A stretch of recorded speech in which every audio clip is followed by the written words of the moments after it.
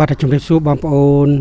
ទាំងក្នុងនិងក្រៅប្រទេសជាទីមេត្រីសូមជម្រាបសួរទៅដល់ម្ចាស់ជំនួយដែលនៅឯនេះសមុទ្រដែលតែងយកចិត្តទុកដាក់តាមដាននៅវីដេអូរបស់ខ្ញុំដែលអ្វីដែលខ្ញុំធ្វើជួយដល់ប្រជាពលរដ្ឋរាប់ថ្ងៃនេះតើ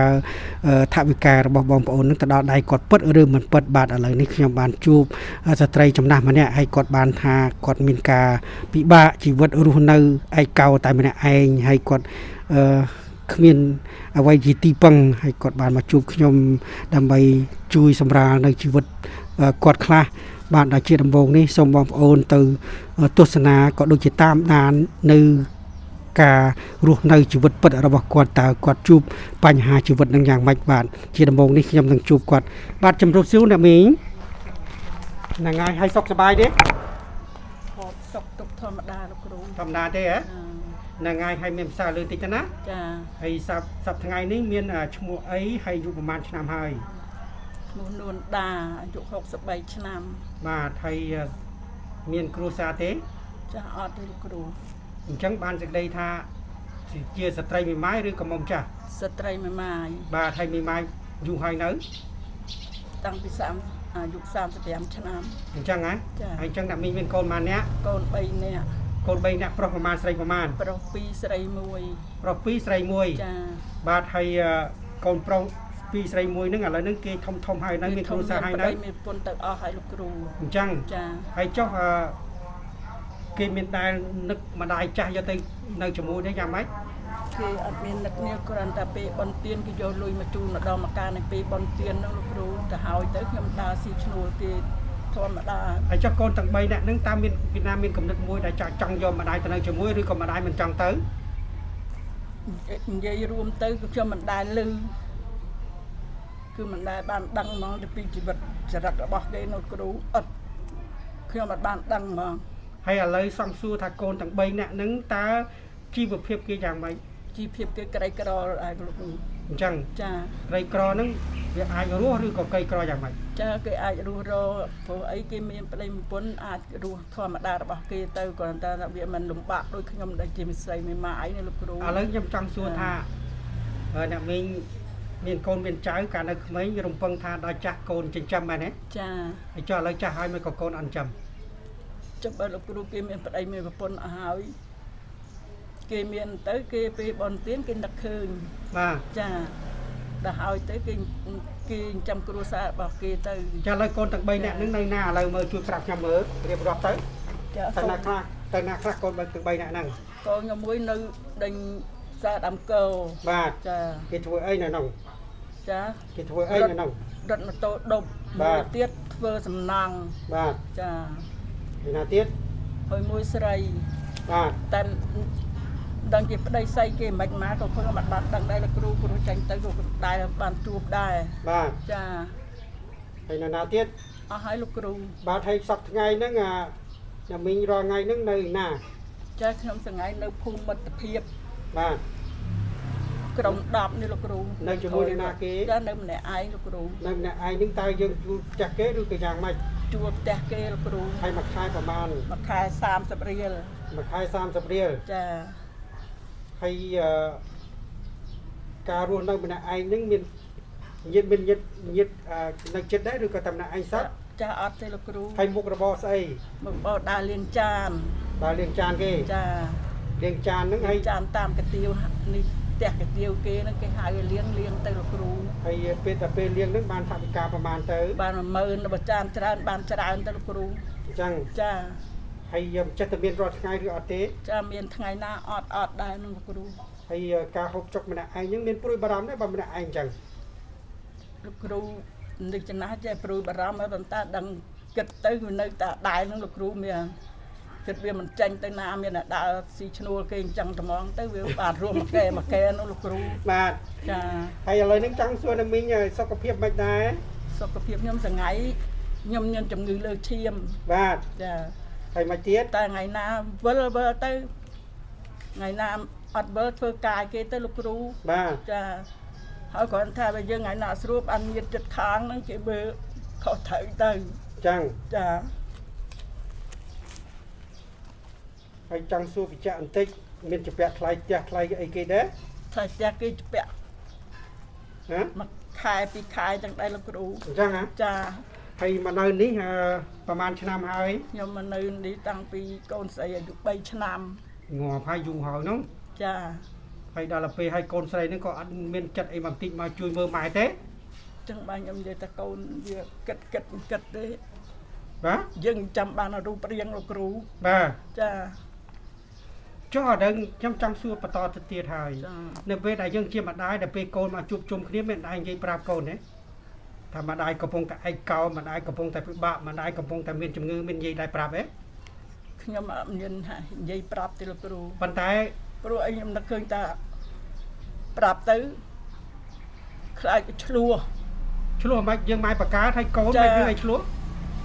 នឹងយើងថាចិត្តយើងគិតថាយើងជាម្ដាយបកើតតែវាមានក្រុមគ្រួសាររបស់វាហើយវាចែកគ្នាទៅវាចេះមួយចេះពីរទៅវាឆ្លោះគ្នាលោកគ្រូ ហើយមានបាននិយាយហើយនៅបានថាឆ្លោះហ្នឹង ខ្ញុំអត់បាននិយាយទេលោក មិនដែរបាននិយាយឥឡូវខ្ញុំឲ្យនិយាយ ចា ព្រោះយើងមិនទាន់បាននិយាយយើងថាឆ្លោះទៅបានហើយហ្នឹងយើងមិនទាន់ដឹងលទ្ធផលយ៉ាងម៉េចផងហ្នឹងជឿខ្ញុំណា ចា យើងអាចហៅកូនយើងទាំង3នាក់ហ្នឹងមកនិយាយព្រោះបានតែខ្ញុំជួយឈឺឆ្អាលជីវិតរបស់អ្នកមីងហ្នឹងដោយសារអញ្ចេះយ៉ាងម៉េចដែរអ្នកមីងនៅម្នាក់ឯងណាហើយដល់ពេលឈឺយកប្រលប់អ្នកណាជួយអញ្ចឹងណា ចា អញ្ចឹងហើយបានតែពេលកូនមកជួបជុំយើងនិយាយថាឥឡូវម្ដាយចាស់ហើយម្ដាយមានវ័យចំណាស់ហើយម្ដាយឈឺទៀតអញ្ចឹងកូនទាំង3តើគិតចំពោះម្ដាយយ៉ាងម៉េច ចា ព្រោះម្ដាយចិញ្ចឹមកូនមកដល់ពេលចាស់គឺទីពឹងកូន ចា ហើយបើអ្នកមីងមិននិយាយសោះខ្លាចឆ្លោះគ្នាអាហ្នឹងគ្រោះថ្នាក់អ្នកមីងវិញឯងខ្ញុំនិយាយខុសត្រូវ ចាលោកគ្រូ បើមិនទាន់បាននិយាយផង ខ្ញុំចិត្តតែខ្លាចហ្នឹងលោកគ្រូ មិនខ្លាចទេកូនរបស់យើងត្រូវនិយាយ ចា ដើម្បីកុំឲ្យមានបញ្ហាថ្ងៃណាមួយមនុស្សចាស់គឺឈឺមិនមានពេលកំណត់ទេ ចា ឥឡូវខ្ញុំចង់សួរសុខភាពយ៉ាងម៉េច ខ្ញុំដឹងខ្ញុំថាជំងឺលើសឈាមមួយថ្ងៃវិលមកថ្ងៃណាស្រួលទៅ ហើយសម្ពាធឈាមនឹងមានតែទៅវាស់ដែរ ព្រោះពេលមុនខ្ញុំទៅលាងចានរៀងអត់ស្រួលទៅវាស់គេដេញឲ្យទៅវាស់ទៅបានលឺឡើងដល់8 10 ហ្នឹងហើយធ្ងន់ណាស់ ចា ជឿខ្ញុំណា ចា ហើយតែមិនជឿខ្ញុំអានឹងគ្រោះថ្នាក់ហ្នឹងថ្ងៃណាមួយយកប្រលប់សម្រាប់តែម្នាក់ឯងដែរ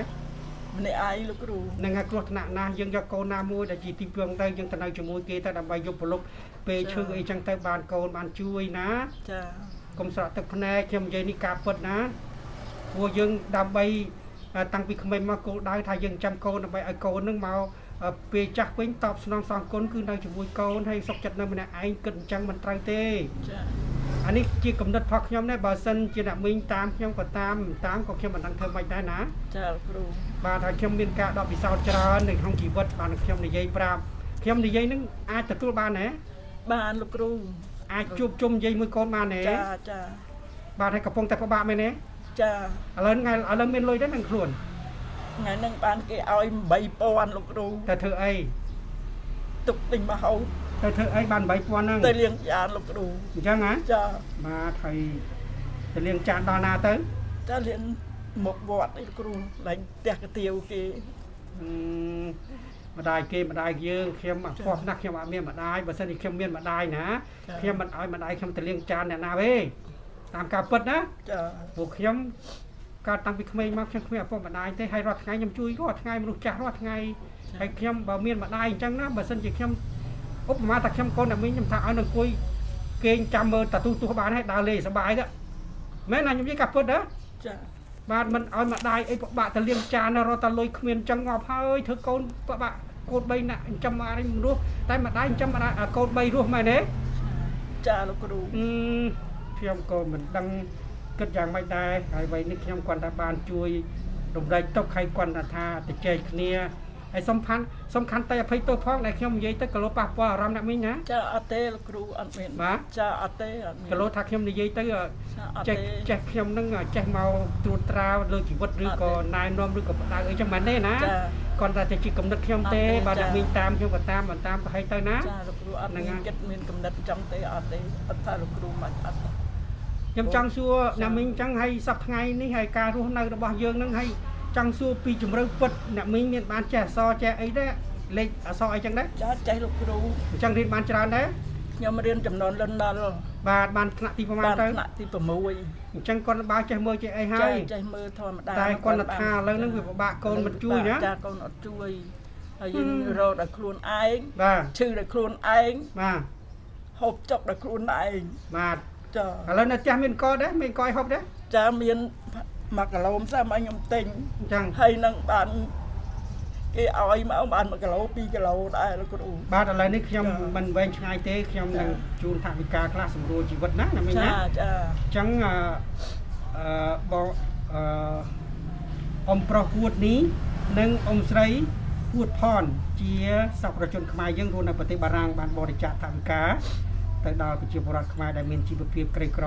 អញ្ចឹងឥឡូវខ្ញុំជូនអ្នកមីងឈ្មោះ នួនដា អាយុ 63ឆ្នាំ មនុស្សឯកោមែនទេ ចា ពិបាកមែនពិបាកមែនទេ បាទ ជួលផ្ទះគេនៅមែនទេ ជួលផ្ទះគេ បាទហើយ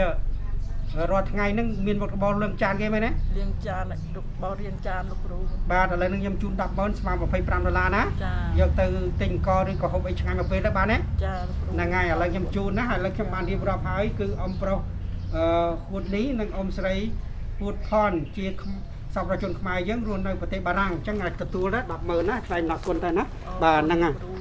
ណាលើកដៃសំពះថ្លៃម្ដងគុណបងប្អូនខ្មែរយើងដែលនៅប្រទេសបារាំងទៅអញ្ជើញ ចាអរគុណ អ៊ំប្រុសអ៊ំស្រីនៅប្រទេសបារាំង ស្រីនៅប្រទេសបារាំងដែលបាន ផ្ដល់ជាលុយ ជាលុយ ចំនួនបាន ចំនួន100000 10,000មែនទេ ចា មើល10,000អត់ ចា100000 ស្គាល់លុយហ៎ ស្គាល់ តិចអត់ស្គាល់ទៀត ស្គាល់ ហ្នឹងហើយឥឡូវ សូមឲ្យគាត់មានស្ដីសុខដីចម្រើននិងអាយុយឺនយូរឲ្យមានសុខភាពល្អ មានតែគេធ្លាប់ឲ្យលុយទេ អត់ទេលោកគ្រូ សប្បាយចិត្តអត់ សប្បាយ អញ្ចឹងឥឡូវទៅទិញកបាន2-3គីឡូទុកដែរណា ចាលោកគ្រូ ហើយហូបឆ្ងាញ់មកពេលបានទេ បានលោក ចង់ហូបអីឆ្ងាញ់យ៉ាងហ្នឹងហឹម ហូបឆ្ងាញ់មានតែម្ហូបធម្មតានោះលោកគ្រូមកដែលខ្ញុំធ្លាប់ហូបត្រីចៀនត្រីអីហ្នឹងលោកគ្រូ បាទឥឡូវហូបទៅឲ្យតែឆ្ងាញ់មកពេល ចា ហ្នឹងហើយអញ្ចឹងអរគុណណាជំរាបលាបាទឥឡូវនេះចុងក្រោយនេះខ្ញុំសូមលើកម្រាប10ថ្លែងអំណរគុណទៅដល់អ៊ំប្រុសហួតនេះហើយនិងអ៊ំស្រីហួតផនជាសប្បុរសជនខ្មែរយើងរស់នៅប្រទេសបារាំងដែលបានបរិច្ចាគថវិកាហ្នឹងដែលគាត់មើលឃើញអ្វីដែលខ្ញុំធ្វើកិច្ចការរាល់ថ្ងៃហ្នឹងគឺជូនថវិកាទៅដល់ប្រជាពលរដ្ឋខ្មែរដែលមានជីវភាពខ្សត់ខ្សោយដោយអ្នកមីងហ្នឹងគឺពិតជាក្រីក្រមែនឥឡូវគាត់បានទទួលថវិកាចំនួន10,000ស្មើ$25ដើម្បីយកចាត់ចែងជីវភាពរបស់គាត់សូមព្រះតាមជួយថែរក្សាអ៊ំប្រុសអ៊ំស្រីនិងទទួលនៅពរព្រះទាំង4ប្រការគឺអាយុវណ្ណៈសុខៈពលៈកំបីឃ្លាតឡើយសូមអរគុណជម្រាបលាណាបាទសុខសប្បាយណាមីងណាកុំអស់សង្ឃឹមណារស់តទៅទៀតជាពិសេសគឺកូនមកជួបជុំនិយាយជាមួយកូនទៅកុំខ្លាចចិត្តកូនណាព្រោះចាស់ហើយខ្ញុំមានបំណងតែល្អទេមិនមានអាក្រក់ទេណាមីងណាបាទជម្រាបលា